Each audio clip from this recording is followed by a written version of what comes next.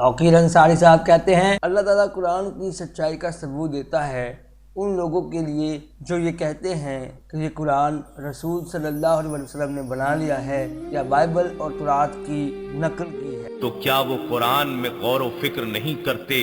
اور اگر یہ قرآن غیر خدا کی طرف سے آیا ہوتا تو یہ لوگ اس میں بہت سا اختلاف پاتے۔ رسول صلی اللہ علیہ وسلم قرآن نہیں بنا سکتے تھے اس لیے کہ وہ پڑھ لکھ نہیں سکتے تھے۔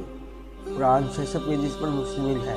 قرآن میں ہر وہ ٹاپک موجود ہے جو انسانیت کے لیے ضروری ہے۔ اگر قرآن کسی بشر یا انسان کا بنایا ہوتا تو بائبل کی طرح اس میں بہت زیادہ اختلافات ہوتے۔ قرآن ایک ہی ہے جو اللہ نے اپنے بندے محمد صلی اللہ علیہ وسلم پر نازل فرمایا۔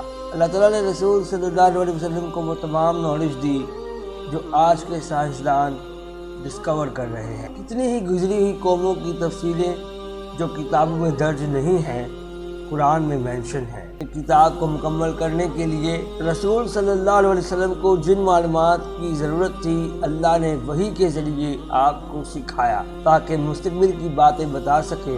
مستقبل صرف اللہ ہی جانتا ہے۔ رسول صلی اللہ علیہ وسلم سے 600 سال پہلے اللہ نے بائبل میں رسول صلی اللہ علیہ وسلم کے آنے کے بارے میں بتا دیا تھا۔ آپ مسلمان ہیں یا نہیں، قرآن کو اپنی لینگویج میں پڑھیے اور سمجھیے، اور مزید انفارمیشن کے لیے ہماری سائٹ thinkallah.com کو وزٹ کریں۔ اللہ اللہ اللہ